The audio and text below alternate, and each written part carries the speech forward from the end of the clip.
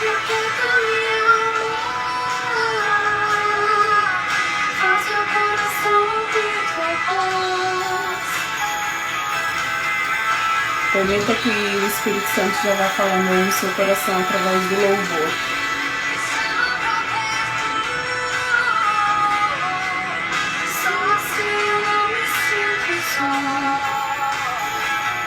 Oliveira, Bea, boa noite, gente, boa noite. Mas meu coração é teimoso demais pra admitir. Sei que depender é conviver perigosamente, mas eu preciso acreditar e confiar no que você me diz. Amém, glória a Deus. Porque está batida, ó minha alma, porque te perturbas dentro de mim. Espere em Deus, confia nele. Aleluia. Glória a Deus. Boa noite, pessoal. Boa noite, sejam todos muito bem-vindos. Cleide, Jane, ou Jane, Cleide, enfim. Deus abençoe, boa noite. Que a paz do Senhor esteja sobre vocês, sobre o lar de vocês. A gente vai fazer uma breve oração agora, pra gente dar início à palavra, tá bom? Senhor, graças te damos, Pai, por estarmos aqui, Senhor, mais uma vez reunidos à distância, Senhor, pela internet, mas para ouvirmos, Senhor, a Tua palavra, para aprendermos de Ti, para crescermos em graça e em conhecimento. Senhor, eu te peço nesse momento pela vida de cada pessoa que está lá do outro lado, aqueles que ainda vão entrar, que vão assistir essa live. Senhor, que o Teu Espírito Santo possa visitá-los neste momento, Senhor, e possa acalmar, Senhor, o coração. Que o Teu Espírito Santo possa, Senhor, transformar, curar aonde houver uma ferida. Senhor, trazer bonança, alívio, consolo, Senhor. Pai, que nesta noite, Senhor, possamos ter fé, ter esperança, Senhor. Porque nós te servimos, nós te honramos, nós te adoramos e nós precisamos, Senhor, crer em Ti, confiar em Ti mesmo quando tudo parece que vai de mal a pior. Pai, abençoa a vida de cada um, Senhor. Abençoa a sua casa, a sua família, em nome de Jesus Cristo. E que cada palavra, Senhor, que for dita nesse momento, Senhor, que o Teu Espírito possa conduzir, e que possa chegar a cada coração como uma espada de 2 gumes que penetra o corpo, chegando até a alma e o espírito. Pelo poder do Teu nome, Jesus. Pai, nós te agradecemos e nós te louvamos, porque tudo é para Ti, tudo é para o Teu reino, tudo é para a Tua glória. Amém, glória a Deus. Gente, sejam muito bem-vindos, que Deus abençoe a vida de cada um, a Leia, a Laís, que entraram aí agora. Que Deus abençoe a vida de vocês. A gente já vai dar início. Vocês que não enviaram para ninguém aí, não compartilharam com ninguém ainda, por favor, se puderem, compartilhem essa live para chegar em mais pessoas. E para que o nome do Senhor seja glorificado, amém?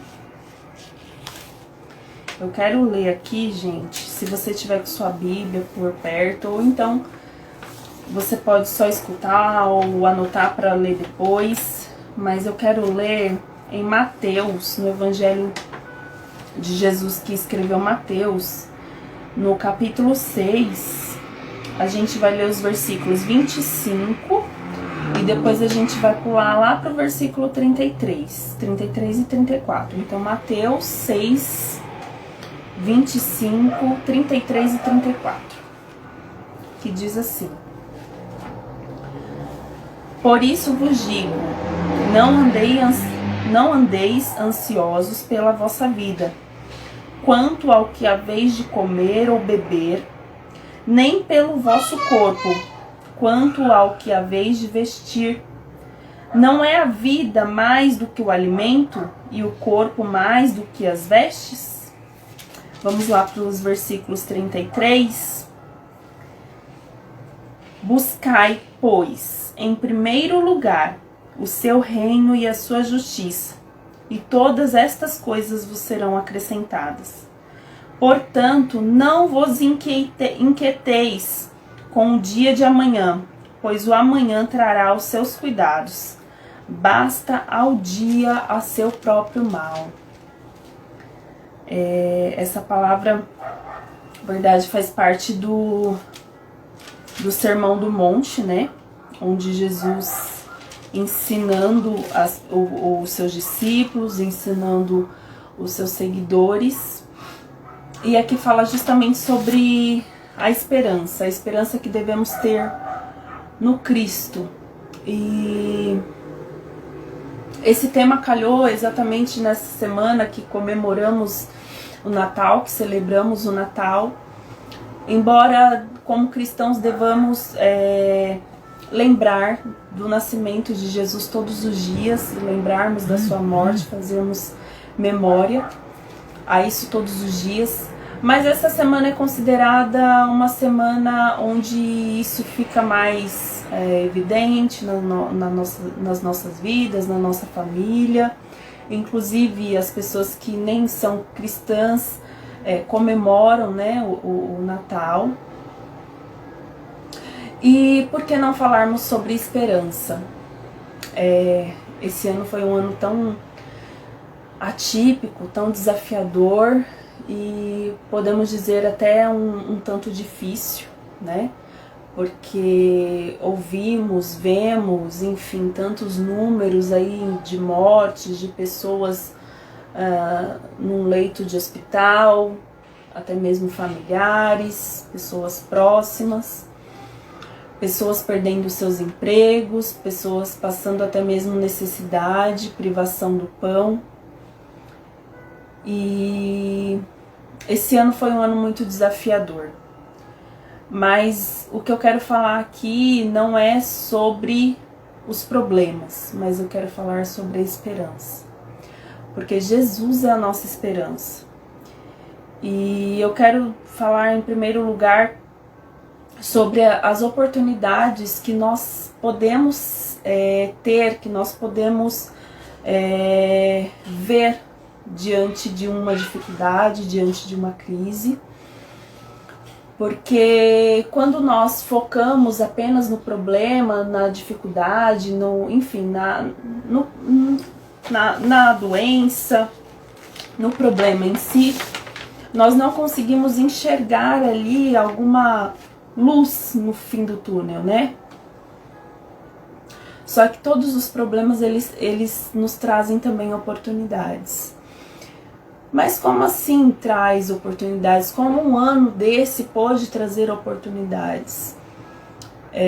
No início dessa pandemia, eu todos os dias, praticamente todo momento, eu ficava ouvindo, vendo os números apenas subirem, número de mortos, número de doentes, número de desempregados, número de empresários que tiveram que fechar as suas empresas. E eu comecei um tanto a me desesperar. Eu falei, Senhor, e agora, né? O que vai ser de nós? O que será de nós com toda essa situação? E eu comecei a me desesperar, a ter mesmo ansiedade, porque aquilo era desesperador, foi desesperador, né? E num dado momento eu falei, quer saber de uma coisa? Isso só tá destruindo o meu emocional, só tá destruindo o meu... Enfim, eu tô ficando cada dia mais desanimada, tô ficando cada dia mais preocupada.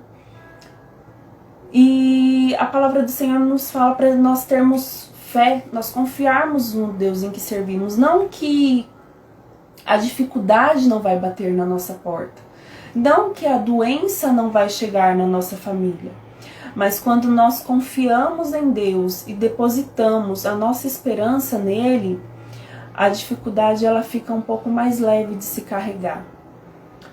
E a partir de então eu comecei a parei de ouvir aquelas notícias ruins, comecei a não querer mais ver nada sobre isso, via pouquíssimas coisas, apenas o básico mesmo. E aí o meu coração foi se tranquilizando. E a partir de então eu comecei a buscar palavras de edificação para minha vida espiritual. Comecei a buscar conhecimento, comecei a ouvir, enfim, mensagens, lives de edificação. E eu pude enxergar uma oportunidade em meio à crise. No começo dessa pandemia também, meu esposo precisou parar de trabalhar. Também nós ficamos bastante preocupados por conta disso, porque é a nossa única fonte de renda. E eu confesso que eu fiquei até desesperada. Só que conversando com ele, nós conversamos, né, que o que adiantaria nós ficarmos desesperados? E nós começamos a orar e pedir uma providência para Deus. Pedir que Deus colocasse as suas mãos e que de alguma forma a provisão chegaria para nós. E alguns dias depois ele pôde voltar a trabalhar e isso para mim foi um grande milagre. E foi justamente quando nós começamos a parar de ficar vendo somente as notícias ruins, somente a parte ruim. E tanto eu quanto ele, nós começamos a buscar conhecimento, buscar crescimento espiritual, crescimento emocional. E eu posso dizer que eu olhei para esse momento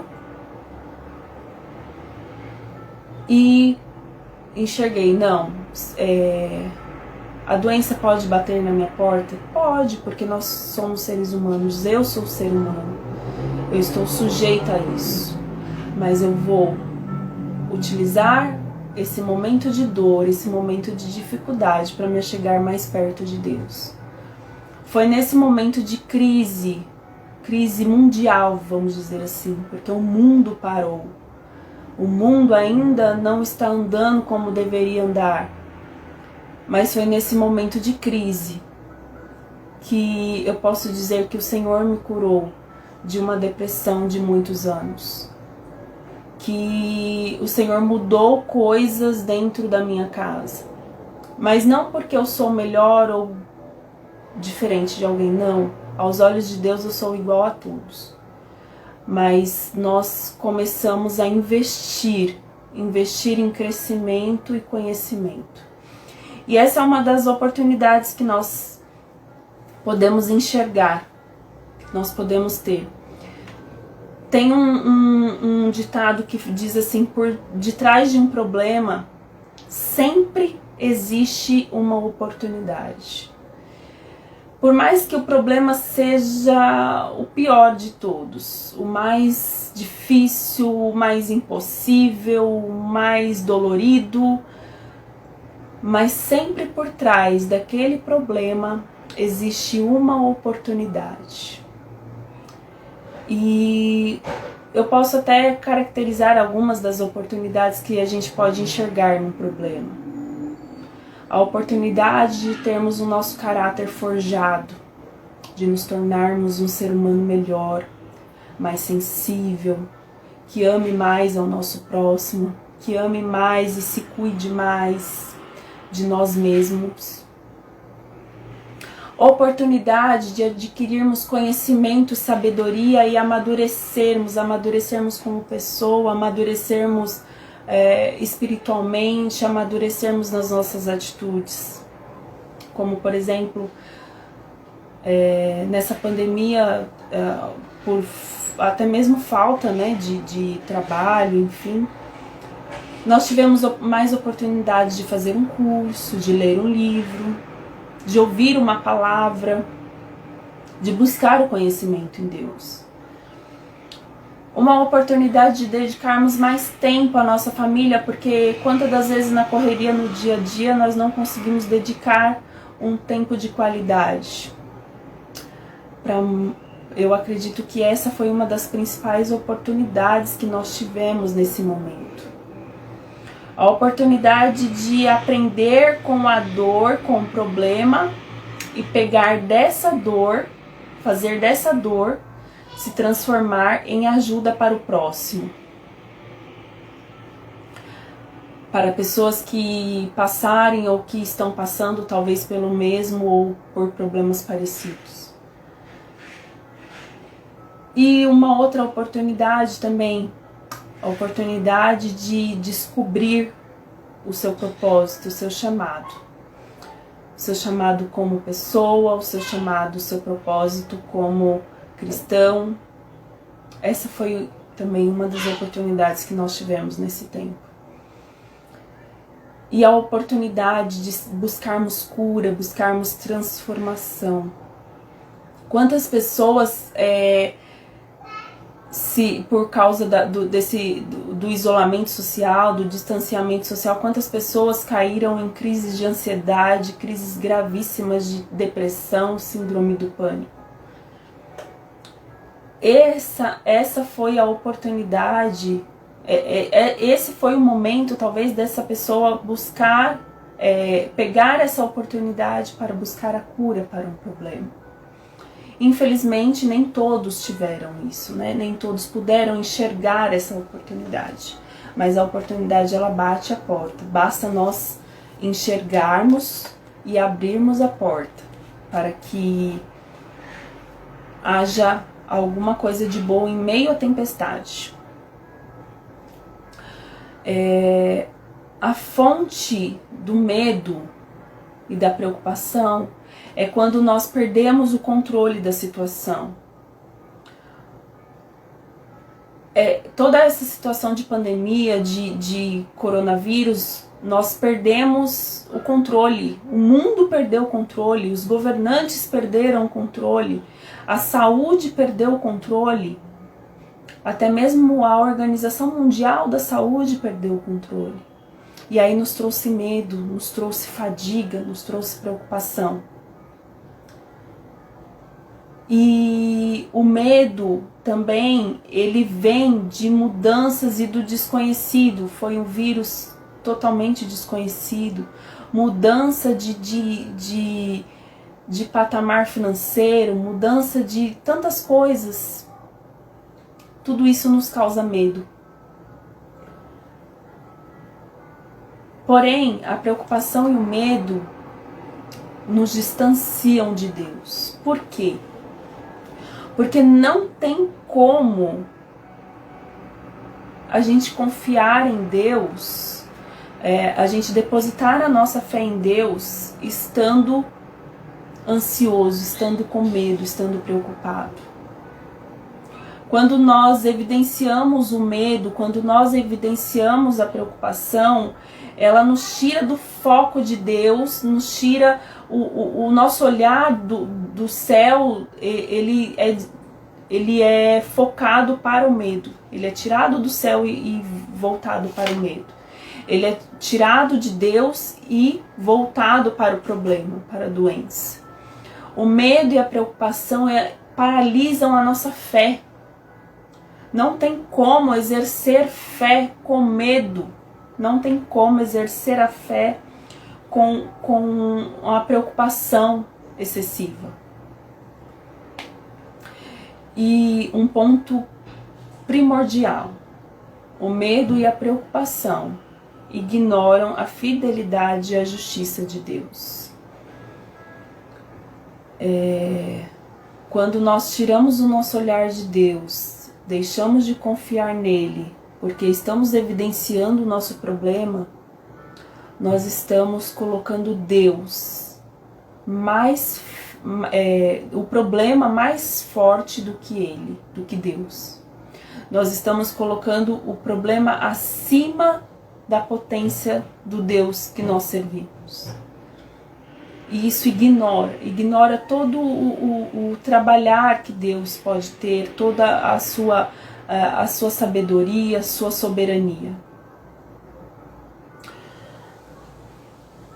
Um outro ponto, a preocupação e o medo excessivos, quando eles se agravam, eles podem gerar transtornos como depressão, síndrome do pânico, o TOC, né, que é o transtorno obsessivo compulsivo, fobias. Por quê? Porque nós evidenciamos o medo, mais uma vez, evidenciamos o problema e tiramos o foco de Deus. Isso afeta diretamente a nossa alma. Nós ouvimos o louvor, aquieta minha alma. Isso na verdade é um salmo, o Salmo 42, onde o salmista ele pede ao Senhor, Senhor, deixa eu ficar mais perto de ti, aquieta minha alma, traz calmaria para o meu coração, traz calmaria para minha alma. A tristeza e a angústia, a preocupação são sentimentos humanos. Nós também não podemos nos condenar por sentir isso. Se nós formos observar na Bíblia, todos os personagens bíblicos sentiram medo, sentiram angústia, sentiram tristeza. E isso é humano. E até certo ponto isso é benéfico, porque o medo, sem ser excessivo, ele até mesmo nos dá sabedoria. O medo, por exemplo, de eu sair no meio da madrugada sozinha numa cidade grande como São Paulo, sair na rua sozinha no meio da madrugada, isso é um medo bom, porque eu não vou arriscar a minha vida numa cidade tão grande, tão cheia enfim, com perigos, né? Com pessoas más. Isso é um medo bom. Mas a partir do momento que esse medo ele se agrava e não me permite mais viver, não me permite mais ter fé em Deus, não me permite mais focar no alto, focar no poder de Deus, focar no livramento que o Senhor pode nos dar, esse medo ele se torna prejudicial, porque ele vai me isolar, ele vai me enclausurar. O medo ele vai nos enclausurar. Um dos exemplos que eu acho maravilhoso da Bíblia está lá em 1 Reis 19, quando Elias ele já tinha pedido fogo do céu para consumir o holocausto. Ele já tinha orado a Deus para mandar chuva novamente. E mesmo assim, ele fugiu para o deserto com medo de Jezabel. Jezabel jurou ele de morte por conta da morte dos profetas de Baal, quando o Senhor enviou fogo do céu para consumir o holocausto. E Elias fugiu para o deserto com medo. E mesmo no deserto, o Senhor lhe enviou comida e lhe prometeu uma vida longa, que o seu caminho seria longo. Elias, quando chegou no deserto, ele pediu para que o Senhor tirasse a sua vida. Deus, me mata. Quantas das vezes nós pedimos, Senhor, eu não quero mais viver, Deus, eu não quero mais viver. Eu perdi o prazer da vida, porque nós estamos, não que nós queremos mesmo morrer de verdade, acabar com tudo, até porque nós sabemos que a morte, para o cristão, a morte não acaba com tudo, porque o nosso espírito ele continua vivo.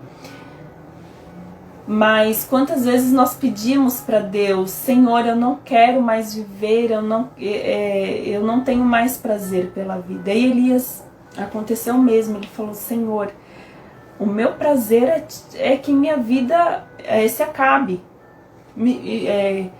Eu vou dormir aqui e eu não quero mais acordar, eu quero morrer. E o Senhor falou: não, Elias, você não é o único profeta que restou. Não, Elias, o seu caminho ainda é muito longo. Eu vou te dar comida e bebida e você vai caminhar muito ainda. E um outro exemplo que foi do próprio Jesus, que está lá em Mateus, eu quero ler essa palavra, inclusive, Mateus 26, que é maravilhoso, porque Jesus, ele é Deus, era Deus. Quando ele veio à Terra, ele era 100% Deus, 100% homem. Então, os mesmos sentimentos que nós temos, as mesmas emoções que nós sentimos, Jesus também teve e sentiu. Porque ele estava aqui como homem, então Jesus chorou, Jesus se entristeceu, Jesus se alegrou, Jesus se irou. Ele só não pecou de forma alguma e em momento algum, ele não pecou. Mas ele passou por todas as tribulações que nós passamos. E eu quero ler com vocês lá em Mateus 26, os versículos 37b, a partir da parte B, do 37, até o versículo 39, que diz assim: começou a entristecer-se e a angustiar-se. Então lhes disse: a minha alma está profundamente triste até a morte. Ficai aqui e vigiai comigo. Adiantando-se um pouco, prostrou-se sobre o seu rosto, orando e dizendo: meu Pai, se possível, passe de mim este cálice. Todavia não seja como eu quero, e sim como tu queres. Aqui Jesus sentiu medo. Jesus, ele veio à Terra, ele já sabia do seu propósito, ele sabia que ele teria que se entregar em morte para a salvação da humanidade. Ele sabia que esse era o propósito para ele aqui. Porém, nesse momento, Jesus sentiu medo, ele sentiu a angústia da morte. E nesse momento, mesmo os seus discípulos mais chegados, Pedro e João, não ficaram com ele. Mesmo Pedro e João, que eram os discípulos mais queridos, mais amigos de Jesus, mesmo eles, nesse momento, o abandonaram, porque aquele momento era o momento que Jesus precisava passar só com o Pai. Ele pediu: Senhor, se possível for, afasta de mim esse cálice. Ou seja, aí Jesus denota um sentimento de medo. Senhor, eu tô com medo. E Jesus, mesmo sendo Deus, ele sentiu medo, porque ele estava aqui na terra como homem. Porém, ele ressalta no final do versículo: mas todavia seja feita a tua vontade. Quantas das vezes nós queremos a nossa vontade? Nós queremos que Deus venha do céu e restaure aquilo que está estragado. Nós queremos um milagre instantâneo, como se apertasse um botão e tudo mudasse do dia para a noite. Porque o processo ele é dolorido. E todos nós, seres humanos, passamos por processos de dor. Mas nós precisamos enxergar que o processo de dor, o processo de angústia, é o que nos faz melhor, é o que nos torna melhor, é o que nos constrói, é o que nos edifica, que forma raízes. O processo é onde nós somos forjados, é onde nós temos o amadurecimento, tanto o amadurecimento pessoal quanto espiritual. É na dificuldade onde nós nos voltamos e reconhecemos que somos dependentes de Deus. E o próprio Jesus nos deixou como exemplo. Jesus não precisava orar, porque ele era Deus. mas ele nos deixou como exemplo que ele pediu ao Pai, ele reconheceu a sua dependência como homem aqui na terra e reconheceu que ele precisava do Pai naquele momento. Que nós venhamos aprender que sobre cada problema, sobre cada crise, sobre cada dificuldade, existe uma oportunidade. E principalmente a oportunidade de nos chegarmos mais perto de Deus. Lá em Filipenses 4, versículos 6 e 7, eu quero ler com vocês também.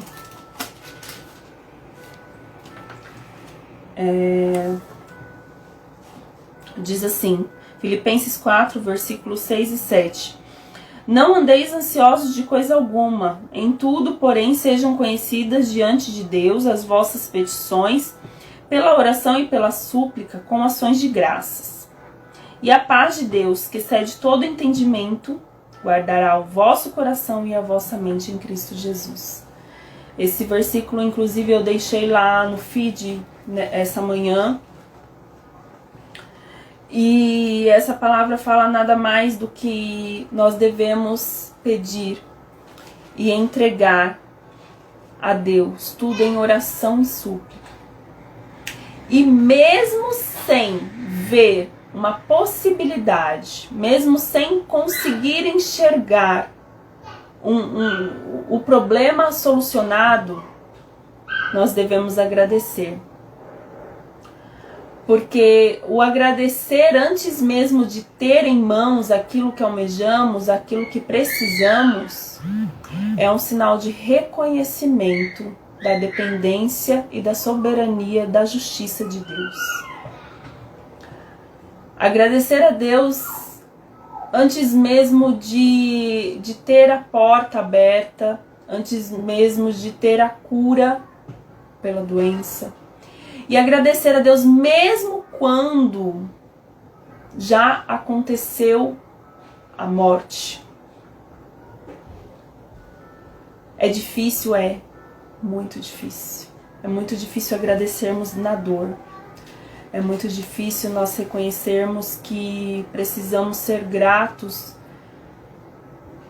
quando está doendo, quando está machucando, quando um ente querido nosso partiu. Mas agradecer a Deus em todo e qualquer momento é reconhecer a sua soberania, é reconhecer a nossa dependência dele, é reconhecer que nós precisamos do livramento, da justiça do Senhor, é reconhecer que ele tem poder para fazer aquilo que nós não podemos, aquilo que nós não conseguimos fazer. E lá em Salmos 34:4 diz assim, deixa eu só abrir aqui rapidinho para eu ler para vocês certinho. Salmos 34, verso 4. Busquei ao Senhor, e ele me acolheu, e livrou-me de todos os meus temores. Aqui foi Davi salmodiando, dizendo que quando ele buscou ao Senhor, o buscar ao Senhor não é simplesmente ir à igreja num domingo ou cantar um hino, não, é se derramar aos seus pés, é clamar, suplicar a Deus. É reconhecer a soberania de Deus, é agradecer a Deus mesmo em meio à maior dificuldade. É pedir o socorro do Senhor. Senhor, não estou aguentando, tá doendo demais, me ajuda. Nós somos humanos. Falar com Deus como falando com um pai de amor, não um pai carrasco, um pai abusivo, não. Um pai de amor. Isso é buscar ao Senhor. Se derramar aos seus pés e falar, Senhor, olha, tá acontecendo isso, e eu perdi o controle e eu não sei o que fazer. e a minha família tá assim, assim, assim, e tá doente, tá tudo ruim, mas eu creio que o Senhor pode me ouvir e pode mudar essa situação, e eu quero enxergar a oportunidade que o Senhor está me dando através dessa situação. Então Davi, ele reconheceu, ele falou assim, eu busquei ao Senhor e ele me acolheu. Ou seja, Davi se derramou aos pés de Deus e o Senhor o acolheu e livrou a Davi dos seus temores, dos seus medos. Então quando nós sentirmos medo, quando nós sentirmos acuados, quando nós estivermos ansiosos, vamos nos entregar, vamos nos derramar diante de Deus, porque Ele tem poder para tirar os nossos medos, para arrancar todo o mal, para arrancar ansiedade, para arrancar síndrome de pânico, arrancar tudo o que não serve, o que nos tira do foco, o que nos tira da presença de Deus. Davi, ele foi considerado um homem segundo o coração de Deus. Mas aí alguém pode perguntar, mas Davi matou tantos, Davi adulterou, Davi fez tanta coisa. Como a gente até é um tanto hipócrita, né, ao falar de Davi, porque nós cometemos também tantas coisas, tantos pecados, até mesmo inconscientes e conscientes também, no nosso dia a dia. Mas nós olhamos para o pecado de Davi do adultério ou do assassinato como sendo um pecado muito maior que o nosso. Só que Deus não quer saber o tamanho ou qual foi o nosso pecado ou o pecado de Davi. O que constrangeu o coração de Deus foi que Davi, ele pecou, mas depois ele reconheceu o seu pecado, se derramou diante de Deus e falou, Senhor, eu reconheço que sou pecador, eu reconheço que errei contra ti, eu reconheço que errei contra a minha família, e eu reconheço que eu fiz tudo errado, fiz tudo o que não devia, mas eu te peço perdão. Davi, ele reconhecia o seu erro e se derramava, ele rasgava suas vestes, rasgava o seu coração diante de Deus, implorando a misericórdia do Senhor. Então que possamos aprender com Davi. Davi, mesmo errando, mesmo sentindo medo muitas das vezes, quando Saul foi atrás de Davi para tentar matá-lo, será que Davi não sentiu medo naquele momento? Será que Davi não questionou, Senhor, mas o Senhor não falou que eu vou ser rei de Israel? Como é que o próprio rei de Israel quer me matar? Eu tenho certeza que isso não está na Bíblia, mas eu tenho certeza que em algum momento, ao menos no pensamento de Davi, passou isso. E isso é normal, isso é natural, nós somos seres humanos, sentimos medo, mas o que nós não podemos deixar é que o medo nos afaste de Deus e tire o nosso foco. O medo não pode nos enclausurar, o medo não pode nos aprisionar. Lá em Mateus 11, eu gosto, gente, eu sempre falo isso, mas tem algumas pessoas novas aí na live, eu gosto sempre de basear o que eu tô falando na palavra do Senhor, para não ficar só nas minhas palavras. Mateus 11, 28 ao 29.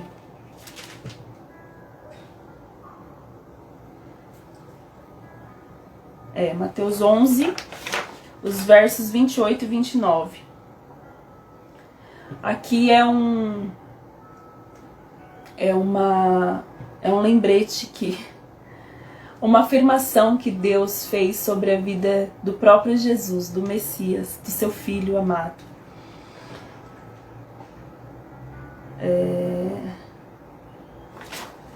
Não, eu acho que eu anotei errado, peraí.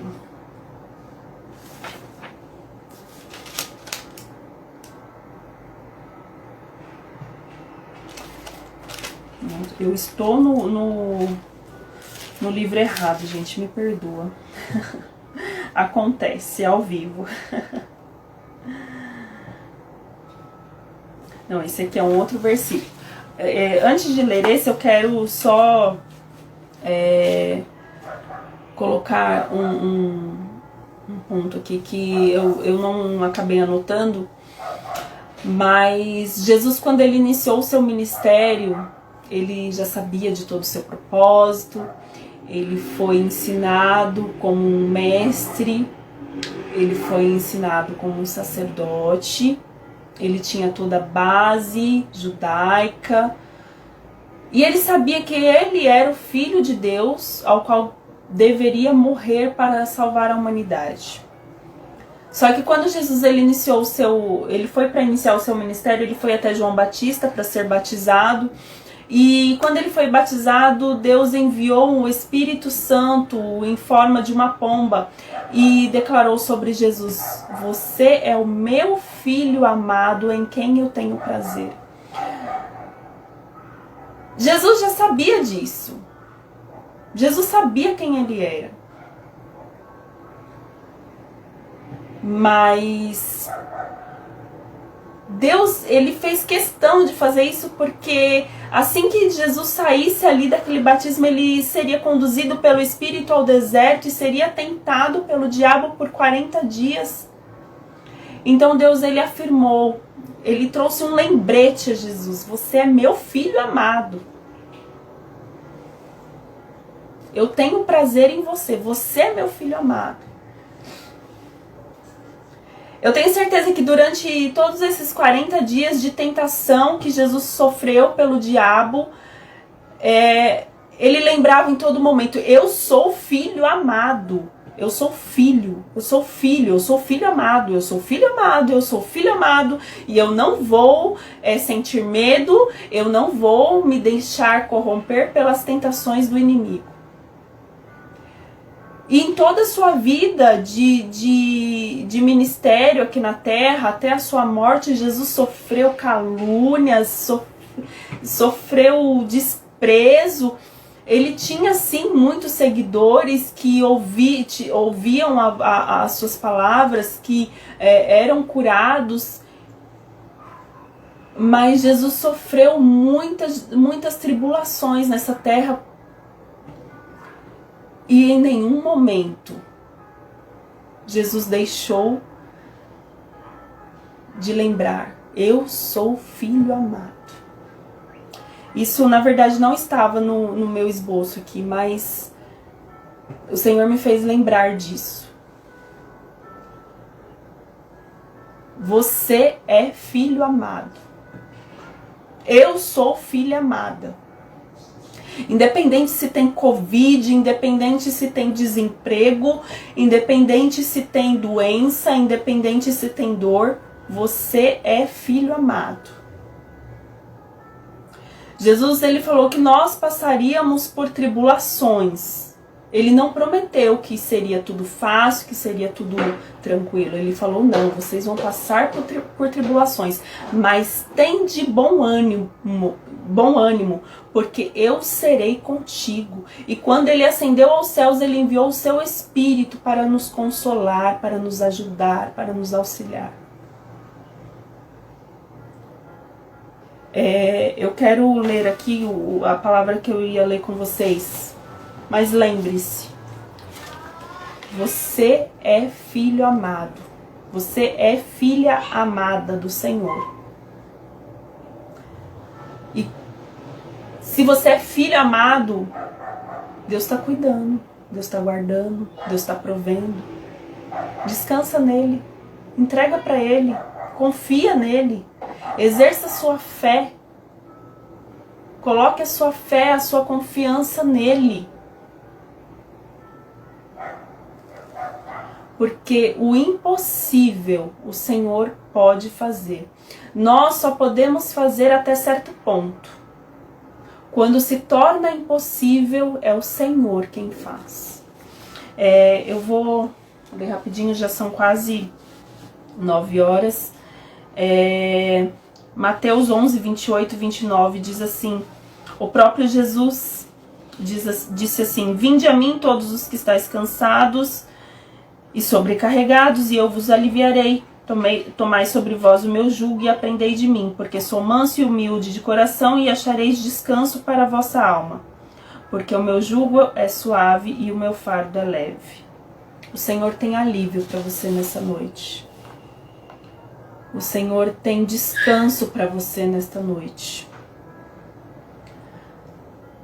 O Senhor quer trazer refrigério para sua alma.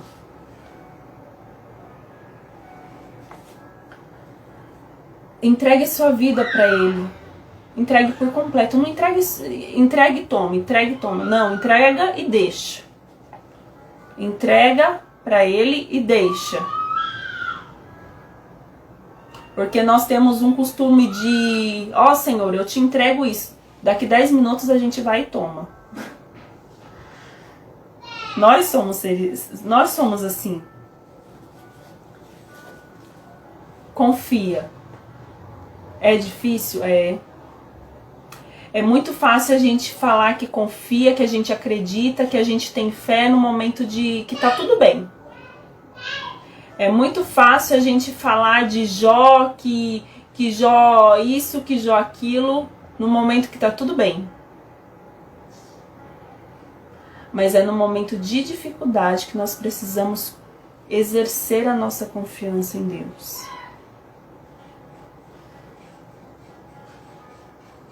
A esperança é ter fé, é confiar naquilo que não conseguimos enxergar, naquilo que não podemos ver. A fé é o firme fundamento das coisas que se esperam, mas que não se veem. Nós não vemos, não podemos enxergar, mas podemos crer, podemos ter fé, podemos ter esperança. Em Jeremias 29:11, o profeta Jeremias diz assim, o próprio Deus falando: porque sou eu que conheço os planos que tenho para vocês, diz o Senhor, planos de fazê-los prosperar e não de causar danos, planos de dar a vocês esperança e um futuro. Deus tem esperança. Sexta-feira é Natal e comemoramos, né, como eu disse, o nascimento de Jesus. E o nascimento de Jesus, que deve por nós ser comemorado todos os dias, lembrado todos os dias, nos trouxe esperança. Um menino vos nasceu. Um menino nos nasceu para trazer esperança, para trazer salvação. Jesus, quando ele enviou seus discípulos a atravessarem o mar, ele falou assim: vai para o outro lado, vai para a outra banda. Mas Jesus não falou que teria tempestade, porque se Jesus avisasse isso, eles não teriam ido. Mas Jesus falou: vocês vão chegar lá do outro lado e eu estarei com vocês no barco. Só isso. E eles foram, só que no meio do mar, no meio do trajeto, começou a tempestade. Só que Jesus estava descansando. E os discípulos começaram a apavorar, a sentir medo. Meu Deus, a gente vai morrer. Jesus, o Senhor falou pra gente ir pro outro lado, mas a gente vai morrer nessa tempestade. Homens de pouca fé. Como nós somos homens de pouca fé. Nós lemos essa passagem e vemos, Pedro tinha que ter fé. João era amigo de Jesus, ele tinha que acreditar, ele não podia estar desesperado. Mas nós somos da mesma forma, no momento de dificuldade, de problemas, de doença, nós nos desesperamos, nos arrancamos os cabelos. Senhor, cadê você? Cadê o Senhor? Cadê? O Senhor vai deixar a gente morrer nesse mar, nessa tempestade? Que o Senhor possa acalmar o coração de vocês essa noite. E para finalizar, eu quero deixar o verso 11 do Salmos 42. Por que você está assim tão triste, ó minha alma? Por que está assim tão perturbada dentro de mim? Ponha sua esperança em Deus, pois eu ainda o louvarei. Ele é o meu Salvador e o meu Deus. O Senhor é o nosso Pai, o nosso Deus, o nosso Salvador. Aquieta-te, aquieta a tua alma, descansa nele, descansa, entrega, confia. E peça para Deus te mostrar, te falar: Senhor, o que eu posso aprender nessa tempestade? Ao invés de ficarmos apavorados, procurando enfim, como solucionar o que é impossível, vamos começar a perguntar: Senhor, o que o Senhor está querendo me ensinar?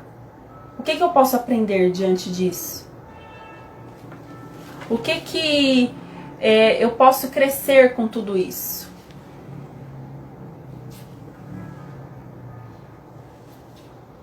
Descanse, aquieta a tua alma, descanse em Deus. Amém? Que Deus abençoe a vida de todos vocês, que Deus abençoe a sua família, a sua casa, e que Ele traga refrigério, calmaria para o seu coração.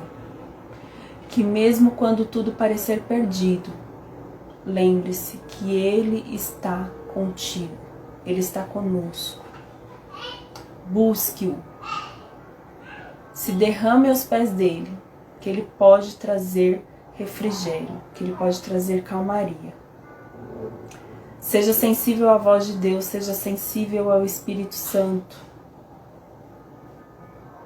para que você o ouça quando Ele falar: calma, filho, calma, eu tô aqui, calma. Calma que vai dar tudo certo. Calma que isso só vai te fazer crescer. Calma que isso eu vou te ensinar uma coisa que você vai poder edificar e curar muitas outras pessoas. Calma que isso vai ser fruto. Confia, entrega. Amém? Que Deus abençoe. Muito obrigada por estarem aqui comigo. Nessa semana aí todo mundo quase já está de férias, né?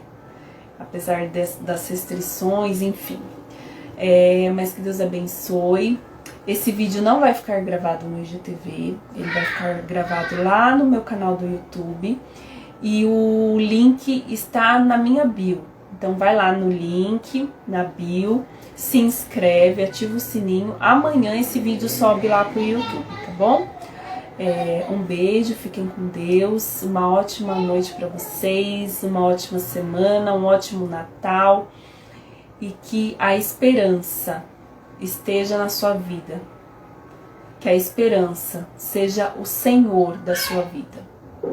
Um beijo, fiquem com Deus.